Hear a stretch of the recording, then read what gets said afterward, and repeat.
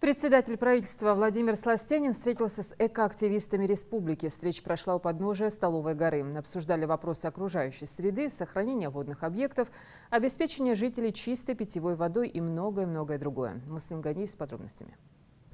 У подножия Столовой горы сегодня многолюдно. Нет, это не туристы собрались для восхождения на вершину. Экоактивисты ждут начала встречи с председателем правительства Ингушетии Владимиром Сластениным. Но прежде премьер оценил работу ингушских ремесленников в виде 3 беседок, мангалов и огнищ. Я от имени главы Республики Калиматова Махмуда Алимак Шарипча выражаю слова благодарности нашим активистам молодежным. Глава давно предлагал, что в горах надо обустроить вот такие точки, где бы наши жители на более высоком уровне, культурном уровне проводили свои выходные дни. Чтобы это не было диким образом. Это уже близко к цивилизации, по образу Европы. И самое главное, что мы сохраняем природу. Модератор встречи — руководитель Центра молодежных инициатив Адам Мальсагов, спикеры, члены правительства во главе с председателем Владимиром Сластениным. Экоактивисты обсуждают вопросы, которые волнуют не только их, но и всех жителей республики и важны для каждого человека. Среди основных тем значится сохранение окружающей среды, чистота водных объектов и вопросы предпринимательского характера. Символично, что встреча экоактивистов с председателем правительства проходит на фоне гор и лесных пейзажей у подножия Столовой горы. Со всех сторон доносятся звуки природы и запах вареного мяса. Но участников встречи это никоим образом не отвлекает, и беседа продолжается. Экоактивист Сунжинского района Зураб Дзейтов волонтерской деятельностью занимается около 10 лет. За это время он вместе с другими неравнодушными жителями района проводили не один субботник по очистке берегов реки Сунжа. Молодого человека также волнует загрязнение рек республики жителями путем сброса туда канализационных отходов. Мы, ребята, еще со школьной скамьи, начали свою работу и по сегодняшний день продолжаем активно вести борьбу с загрязнителями, очищаем берега от мусора, также ведем агитацию, информационную работу с жителями, живущими близ берегов реки Сунжа. Также активно сотрудничаем с разными экологическими движениями и проводим совместные экоакции.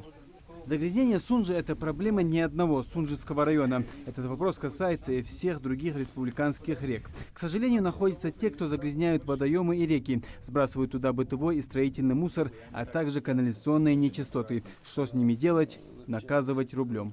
Дело в том, что у нас Сунжа является федеральной рекой. Федеральная река – это вся прерогатива Росприроднадзора. Мы, как наши инспектора, не имеем права ни оштрафовать, ни выехать. В том числе даже очистка этих рек, по идее, мы должны извещать Росприроднадзор. Заниматься, А мы их судом. На всю республику Росприроднадзора один инспектор государства. Все, на всю республику. Членов ассоциации ремесленников республики волнует вопрос создания для них площадки, где мастера смогли бы проводить свои мероприятия, мастер-классы, обучающие семинары. Всего в объединение входит около 120 мастеров от гончаров до ювелиров. В декабре прошлого года они открыли первый город мастеров в Карабулаке, но спустя некоторое время были вынуждены съехать. Не договорились с хозяином, который предоставлял помещение. У нас было место, которое мы называли «Город мастеров». Нам его выделили бесплатно.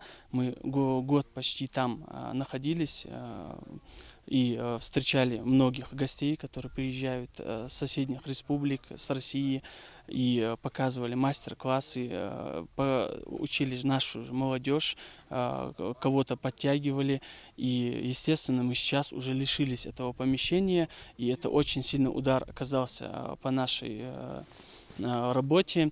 Председатель правительства обещал с вопросом разобраться, а ремесленникам представить конкретные предложения и видение, как все должно быть. Попросим вас написать просьбу на имя главы. Глава поддержит. Просто также надо понимать, что это аудитория или все-таки это мастерские. На встрече также поднимались вопросы сохранения животного и растительного мира Джайрахского района, создания очистных сооружений в городах республики, обеспечения жителей региона чистой питьевой водой, а также размещение в населенных пунктах Ингушетии мест раздельного сбора мусора и его дальнейшая переработка. Ну а в завершении беседы напутственные слова от председателя правительства и вручение подарков в виде блокнотов ручной работы, покрытых войлочным материалом. Муслим Ганиев, Асхаб Белакиев, Новости 24.